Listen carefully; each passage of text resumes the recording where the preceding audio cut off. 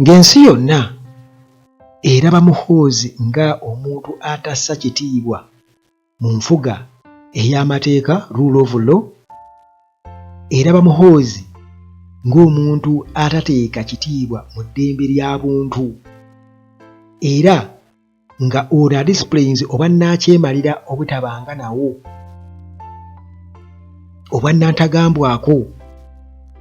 Munnange ttiimu Muhoozi bagezezzaako nnyo okulaba nga balaga ekifaananyi kale oba omuntu waabwe kye baali bagezaako kumuzimbamu, era bo ne basigala nga bakyali mu mbeera eyo erowooza nti ddala bw'atyo bw'ali.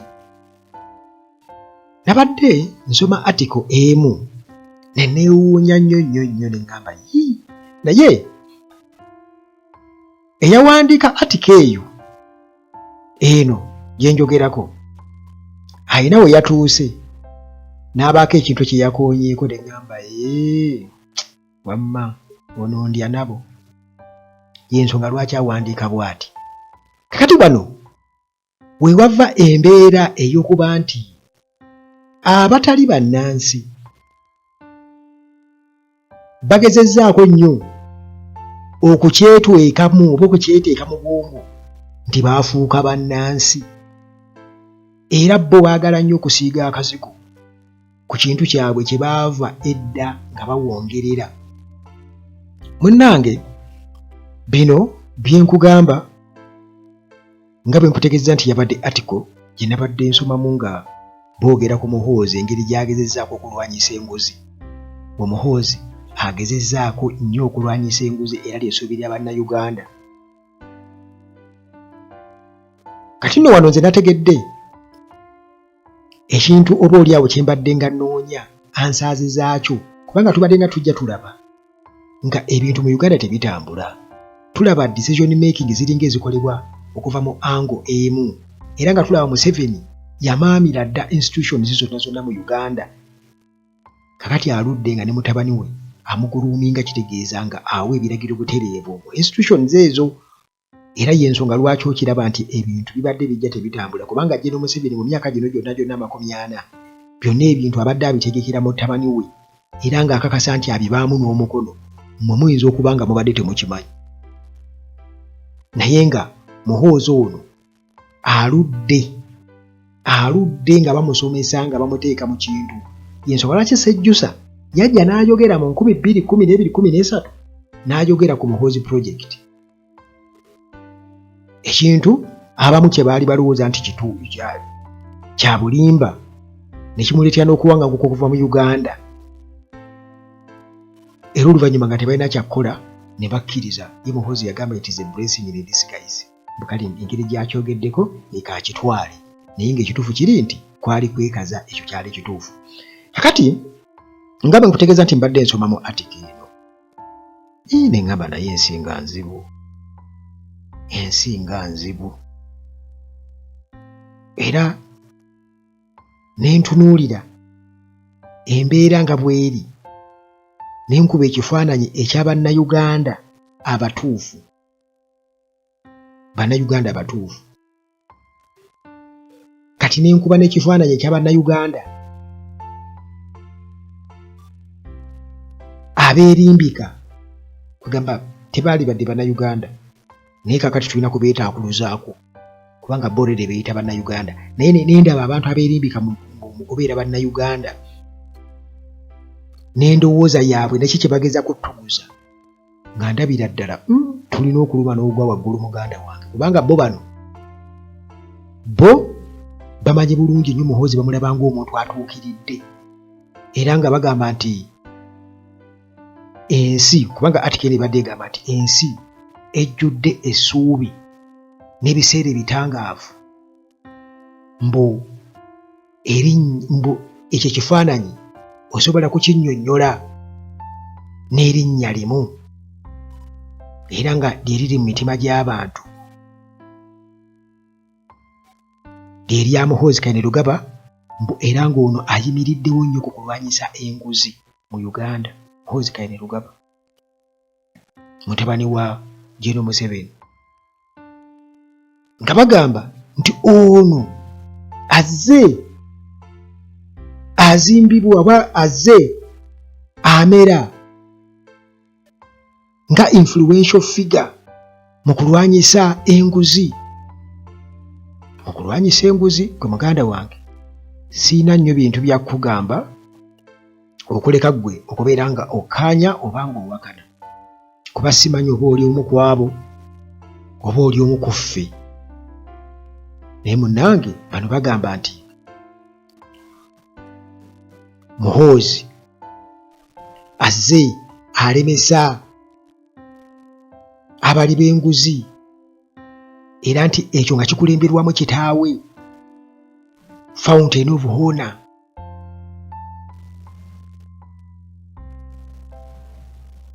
Subhanallah. Tukimanyi bulungi nnyo nti Museveni ye master w'enguzi, ng'era bw'ali master of violence, ye master mu kuwa enguzi.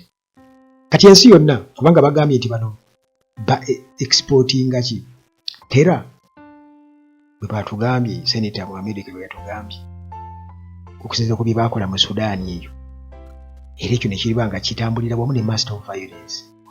Ne Muhoozi kennyini yajja yeewaana bini byanyima, naye kennyini yakakasiza n'agamba ti kituufu Muhoozi azze yeewaana n'atuusa n'okutiisa Besigye, okutta Besigye. Naye munnange bino byonna byonna bano bamulaba nga exceptional leader, bw'alina leadership abilities, mbu ono azze nga inspirational figure, era gwe tulabanga omuntu kwegamba agenda otuwa ebiseera eby'omu maaso. Naye yeewaana okutta bannayuganda era n'ebikolobero byonna byakoze ku bannayuganda nga yeewako n'obujulizi. Kakati ono Muhoozi Kainerugaba, omanyi kati omuntu ne bwogezaako musiiga akazigo, gwe ne bw'okwata omuntu nga musiiwuufu n'ogezaako musiiga nga alina sikiini nfu yonna ejjudde agabalabe, gwe n'ogezaako musiiga akazigo n'omusiiga ekikebe eky'ebizigo n'okimalamu, era embalabe zisigalako. Nti ne bw'obanga ogeze kumukolako make-up, era make-up bwaggwako embalabe zikola ki? Zisigalako. Naye Muhoozi yajjula embalabe ez'omutima omubi. Ogw'omutima omubi ng'umutenda ku bintu byakoze abantu mu basement. Ne yeewaana ate n'ekitaawe kennyini yagusikira busikizi ogw'omutima. By the way, Muhoozi omutima omubi yagusikira kuva ku kiti, omutima ogw'obutemu, batemu. Kakati munnange nti ono yalaga obumalirivu n'okwagala okusoma. Ne batubuulira amasomero gye yasomera mu institutions eziri prestigious ez'ekitiibwa nga Kampala Parents School, King's College Buddo, St. Mary's College Kisubi. Era mbu military education ye ku bandu awo ndowooza bw'ava eyo Kisubi n'agenda okusoma military education eby'amagye, ne bamutraininga mbu ne bamushapinga mu character ey'obukulembeze, leadership skills n'azifuna zonna. Era nti ono yasomera mu Egyptian Military Academy n'afuna knowledge mu kiseera ekyo kwegamba emusobozesa okubeera nti abeera omusirikale ajjudde, emuletedde obuvumu, kubeera determined. Kakati mbu ne yeeyongerayo mbu kubanga yali ayagala nnyo okubeera ng'amanya, n'agenda mu United States Army Command and General Staff College, era n'agenda ne South African National Defence College nayo n'asomerayo. Era nti eno yayigirayo bingi nnyo. Bw'atyo n'ajja ne yeeyunga ku Uganda People's Defence Forces nga yakava e Royal Military Academy, mu Royal Military Academy eya Sandhurst. Bw'atyo Muhoozi munnange mbu gye yasomera. Kati muhoozi ono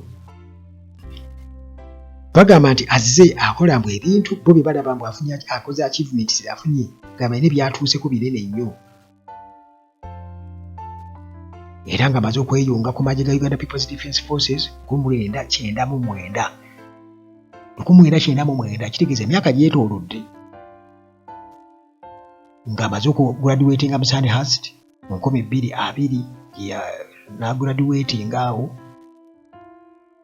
era nti ekyo ekimuleetera okubeera nga afuna respect eri ba comrades banne, kubanga balaba mutabani wa Museveni ate wuuno kati ayingidde amagye.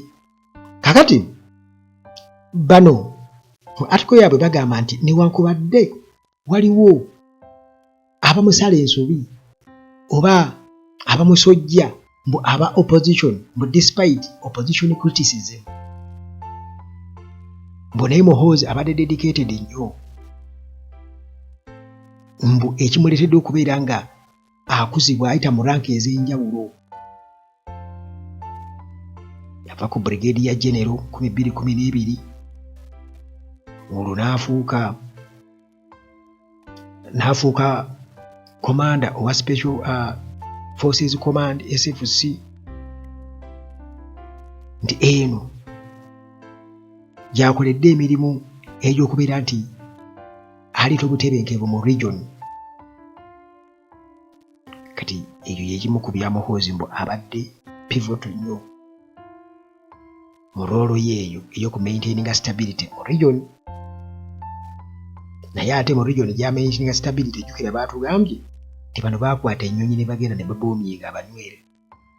Kati n'ebikolobero ebirala bye baze bakola naddala kuba opposition. Wano juzi mu kulonda kw'e Tanzania twakitegeera nti amagye ga UPDF gagenda gakuba abantu e Kenya nga tulabayo amagye mu bululu bwayo, mujjukira Mwai Kibaki bonna bano be babadde babirimu ebyokukyanga obululu bw'e Kenya.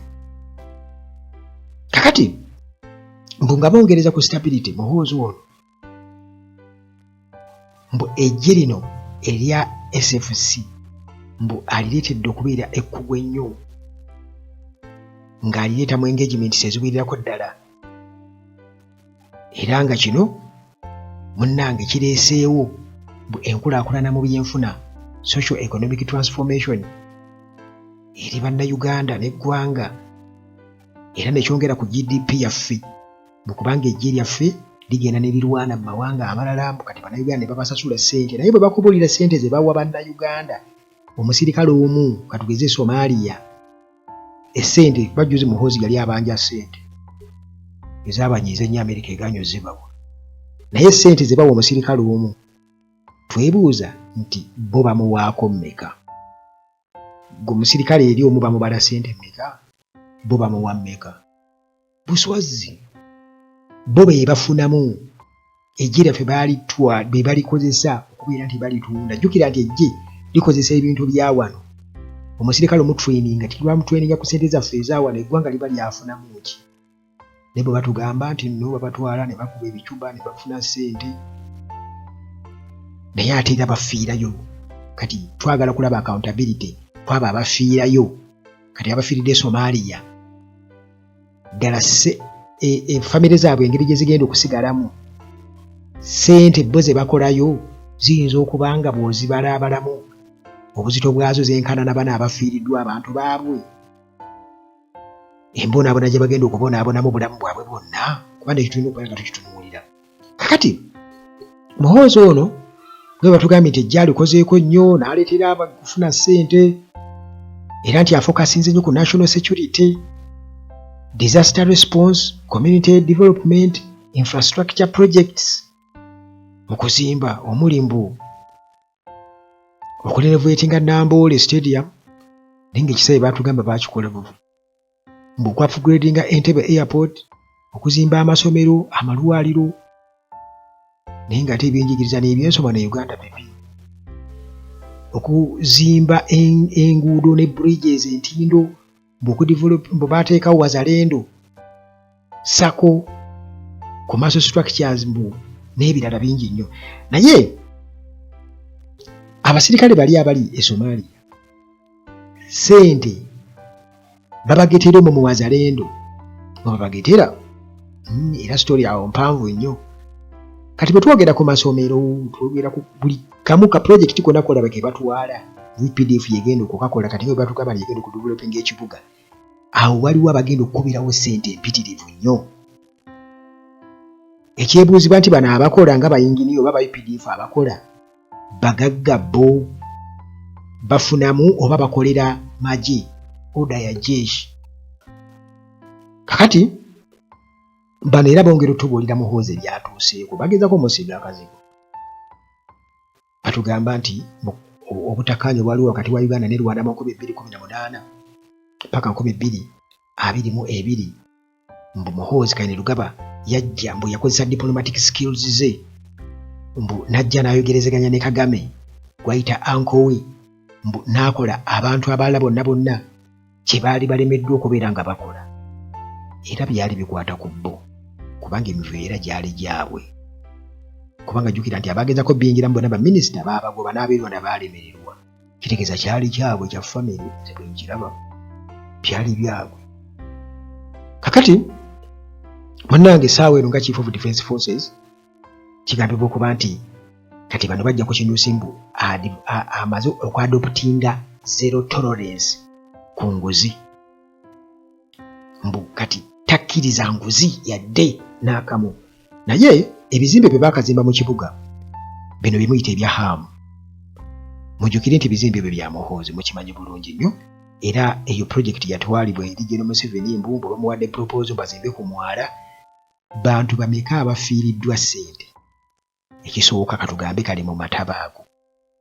Ekyokubiri bw'ogenda eri NEMA KCCA ddala kituufu baapuruvinga project eyo okugenda mu maaso bajja kugamba nedda. Kati ekyo kye kiki kyawukanirwa n'enguzi oba nantagambwako yamala gakola naye kifiiriza abantu ssente empitirivu. Abantu amazzi gayingira mu basement ne gayonoona ebintu bya buwumbi na buwumbi. Oli akugaa nti emyoyo zange bibiri zifiiridde omulundi ogwasooka ne kuguno omulundi enfiiriddwa bwe ziti. Kakati nti ono afokasinze nnyo mu kuggyawo ababbi naye nga yali badde asooka kwejjawo ne taata we ne bejjawo. Mbu era akoze nnyo mu kubeera nga atumbula welfare y'abasirikale mu kuzimba.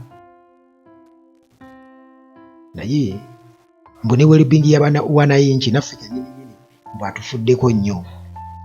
Naye jjukira nti abasirikale basulire mu mamayingi ya poole bali mu kuzimba bazimbira abakulu projects katuzi wa entindo oba ekisawe ky'Ennamboole ezo contracts. Kitegeeza nti ziriko ssente nnyingi ekyo n'omutaakiraba bulabe nti ssente zigenda mu nsawo zaabwe butereevu. Kakati munnange bino eby'okumuwaana mbu ono mbu alaze nno mmase mbu eri abo bonna aba mismanaging resources nga ye kennyini waali awo tasobola kunnyonnyola bugagga gye yabujja. Ekyo kyewuunyisa nti annyonnyole mu bulambulukufu nti nze ngaggawadde bwenti ne bwenti kubanga abamanyi ebyafaayo bagamba nti neyo Kisozi faamu eya Museveni bagamba nti ministry eya defense ye yagigula ku ssente z'omuwi w'omusolo. Ministry ya defense byagenda okukomekerera nga ya Museveni. Eyo Kisozi Ranches eyo yali Kisozi Ranches nanyini bamita Kisozi kati Museveni bwagigula. Gavumenti ya Uganda bwegigula ng'egiguze Ministry ya defense yegiguze Museveni engeri gyali ndowooza nti ye commander in chief bwatyo n'agikola kinaagezza. Kati ebintu ebirala nnyo bibezizza. Jjukira nti baatugamba nti ebirombe bya gold ebirombe by'ebyobugagga ebiri mu Uganda byabwe ng'abantu tebiriko accountability. Amagye g'eggwanga bagatutte ne bagakolamu ssente e Congo, Somalia n'ewalala yonna ne Sudan nga bawa obuyambi Salva Kiir n'abawa ssente ne bagaggawala. Kati awo muganda wange ne bw'osiiga omuntu akazigo nti bano balwanye okuba nti omusajja abwe bamuteekayo waggulu bamuwanika abantu bategeere nti omusajja mulungi, omusajja yasoma, omusajja simanyi yakola biki, omusajja alina experience. Naye muganda wange gwe ne bw'ogamba nti zero tolerance ku nguzi, omuntu ayinza okugamba naye gwe zero tolerance stance against corruption, is it true? Nti omuhozi ne bw'alabula ba government officials nga tasobola kugamba ku bantu be aba DNA, tasobola kubagambako kubanga babba buli kimu. Ate n'ekirala bwe kiba nti twogera kubanga ne demokrasiya waatali, kati tulabye abantu nga babagulirira mu kalulu obwa nnatagambwako bwa muhoozi kennyininyini, engeri gyafumbekeddemu gyamaamiddemu, kati ng'okulonda okwakaggwa bali baatuka okugamba nti ebadde military operation so si election. Kakati ebyo byonna byonna muganda wange kitegeeza nti omuntu wammwe kyemugezaako okutunda temukimanyi, naye ng'abantu bino babimanyi, byenkugamba babimanyi. Kakati gw'okumufuula senior presidential advisor on special duties newankubadde mwe mulabanga obwekimutumbula, naye ate bwe kiba bwe kityo ne bamuwa obwa CDF, kiba kitegeeza nti ebikolobero byonna ebikoleddwawo n'engeri gy'atuyitinamu ng'alaga nti nno ddala talinaawo kisa eri oludda oluvuganya, kiba kitegeeza nti bakiteesaako ne kitaawe ne batulugunya aba oludda oluvuganya. Ebyokugamba nti nno agezaako kwempawalinga abavubuka, ekyo nakyo tekiriiyo, kubanga abavubuka babayigiriza kusabiriza. Tulaba kati ba tiktokers bakasuku ne group, gwe bw'ogamba nti kati Museveni abasuubiza biliyoni 5, oli ajja kubuuza zaaki? Abo be bali obubi e Uganda, abo era wala bandoza ku mutimbagano bakulaga bakufu, balinawo bo basobola okukola ki okufunaafunayo, ne bagenda bayimba ku laari za Museveni. Naye ate waliwo bannayuganda, kati eno nina abantu bemmanyi mu masomero nga ne mu masomero ga gavumenti aga universal tebasobola kusomesezaayo baana kubanga naye basasula ssente. Waliwo wano secondary tuli okumpi wano, nabadde mbuuza juzi nti basasula ssente mmeka.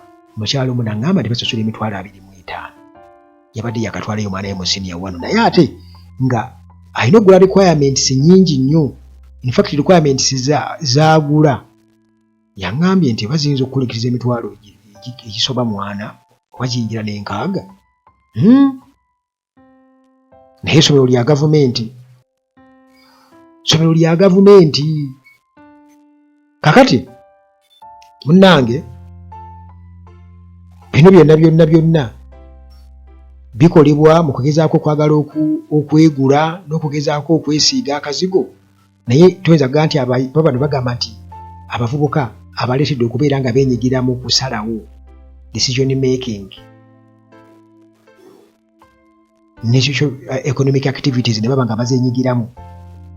Nawuliddeko nga bagamba nti eza parish development model banaatera okuzibanja bazizzeeyo abantu, naye abantu beezo baba bazirabanga ssente z'enkulaakulana oba babeera bamanyi babawadde kulya, kuba bwe tebabamanyiiza. Kati abavubuka tuyinza kugamba nti obaleetedde okubeera nga beenyigira mu kusalawo butya bwe bakulemberwamu, nga bo kennyini wano abudde oluvuganya DRA forms mubakwata mubagoba mwezi bajjako bujja kubatuuka butuzi, nga bavubuka gwe kennyini gwe weewaana nga bw'obakubye amasasi n'obatta. Gwe kitaawo kennyini yatugamba nti eyo gurupu ya Kyagulanyi ngenda kugimalawo. Tolinaawo ngeri gy'oyinza kulaga bifaanagana bwe bityo n'otuuka n'okubeera ng'olumba amaka g'oli okube mukyala we omenye teme enzigi byonna olw'okuba muva mu kalulu. Kakati olwo kifaananyi ki ky'olaga eri bannayuganda oba ng'abavubuka? Kakati bino ebyoga nti abavubuka bakulaakulanye mu kusabiriza, era buli omu ayagala sisinkana Museveni. Era Museveni kati awo ye ne Museveni agezaako okulaba nti famire ye abantu bagijjako olukongoolo, kyabayita ba tiktokers abo babawa omusimbi kugamba babe nga tebatulidde nnyo famire ye, nti babeeko abantu be batunuulira be babuleminga nti mumwalenga ssente za Museveni. Naye ebyo byonna nga bwe nkutegeezezza nti bano abawaana omuntu waabwe muganda wange oba oli awo balina bingi bye batamanyi. naye waliwo ekintu kye bayogeddeko ekyasinze okunsesa nnyo. Bagambye nti Muhoozi konsaani ye kati we nategeeredde ani oba gurupu kyeyegezaako kusiiga Muhoozi akazibu. Bagambye mbu konsaani zize at immigration wali gye bagabira passport mbu n'endagamuntu mbu Muhoozi okusalawo mbu okugjawo mbu okugoba b'ofiisaazi bonna ku immigration mbu abalemeseza bannayuganda oba ye bayita bannayuganda. In fact yagamba nti abalemeseza abanyarwanda bannayuganda okufuna endagamuntu ne passport mbu okubajjayo mbu ekyo kyalaga nti muntu alumirirwa nnyo eggwanga lye. Kakati oli ajja n'akuwa reasoning ng'eyo mbu ekyo kyalaga mbu alumirirwa nnyo eggwanga. Kati ekyewuunyisa bw'abagobawo ateekewo baani? Kubanga twalabako wano Mary Nsereko yagamba nti e Dubai waliyo expo bwe bagenda ku mudaala gw'e Uganda ng'aguliko tamanyi yadde n'olulimi n'olumu wana Uganda ng'amanyi Lunyarwanda lwokka era naga nti ye Munyarwanda. Dubai wano kati oyinza okwesanga nga abali mu immigration bonna munange baggwanga ery'okumulirwano naye nga achievement ya Muhoozi era banne bano nga bagamba nti akoze kinene nnyo. Yensokola kimbagambe nti tulina okulwana ennyo okulaba nga tudulula eggwanga lino Uganda kubanga bwe mulabanga ebikyamu bano bo bajja kuwamba na kuzikiriza nti bo kwegamba lwampaka balina kubeera bannayuganda era be balina okubeera waggulu. Kyova olaba nga Robert Kyagulanyi Ssentamu yonna gy'ali mumusabire nnyo, mumusabire kubanga kati ebintu byagenda dda ku level eddako. Mukyali awo, mukyali mubiri, bakuwangule mu kalulu, mugende emagere bakuteeke house arrest, mbu bagende balayire, bamala okulayira, mbu bakole batya, mbu mwekalakaasi, mugende mulage abantu, mujje mukole mutya. Ebintu kati byagenda dda kumutendera nti wabaawo omuntu eva nga ye alina kugenda ku step eddako. Abasigadde mulina kugoberera bugoberezi, ekyo kinyinza okubagamba. Kambasibulira wano naye engeri gye bawaanamu muganda waabwe omuntu waabwe standby generator ekwewuunyisa.